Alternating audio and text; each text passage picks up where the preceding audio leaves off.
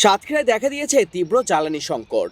জেলার বিভিন্ন ফিলিং স্টেশনে ভোররাত থেকে দীর্ঘ লাইনে দাঁড়িয়ে আছেন গাড়ি ও মোটরসাইকেল চালকেরা। অনেকেই ঘন্টার পর ঘন্টা অপেক্ষা করেও তেল পাচ্ছেন না বলে অভিযোগ করেছেন।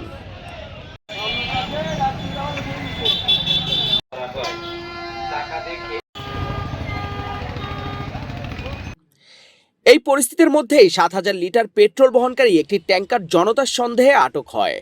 পরে পুলিশ সেটি জব্দ করে যাচাই বাছাই শুরু করে।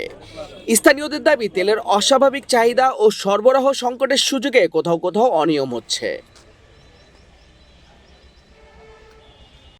এদিকে শহরের নিউ মার্কেট মোড় এলাকায় বোতলে অবৈধভাবে তেল বিক্রির সময় এক ব্যক্তিকে আটক করে বিজিবি। পরে ভ্রাম্যমাণ আদালত তাকে 2 মাসের কারাদণ্ড ও 5,000 টাকা জরিমানা করে। জেলার 28টি পাম্পের অধিকাংশেই তেলের অভাবে বন্ধ রয়েছে বলে জানা গেছে। যে পাম্পগুলোতে তেল আসছে সেখানে মুহূর্তেই শেষ হয়ে যাচ্ছে। পাম্প কর্তৃপক্ষ বলছে চাহিদার তুলনায় সরবরাহ খুবই কম।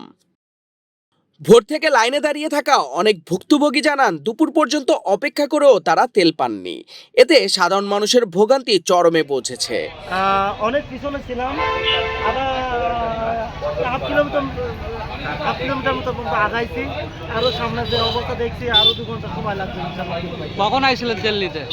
তেল নিতে আসছি 8:30 মিনিমাম। এখন কয়টা বাজে? এখন বাজে ভাই প্রায় 3:50 বাজে।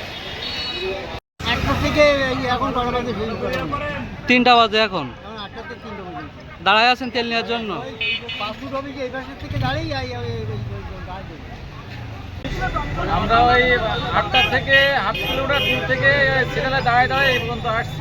এখনও পাম্পে যাতে কোয়ার্টার কিলোমিটার, এখনো তেল পাবো কিনা আমরা সন্দেহ আছে। প্রশাসন বলছে পরিস্থিতি নিয়ন্ত্রণে রাখতে নজরদারি জোরদার করা হয়েছে এবং অবৈধ তেল কেনাবেচার বিরুদ্ধে কঠোর ব্যবস্থা নেওয়া হচ্ছে।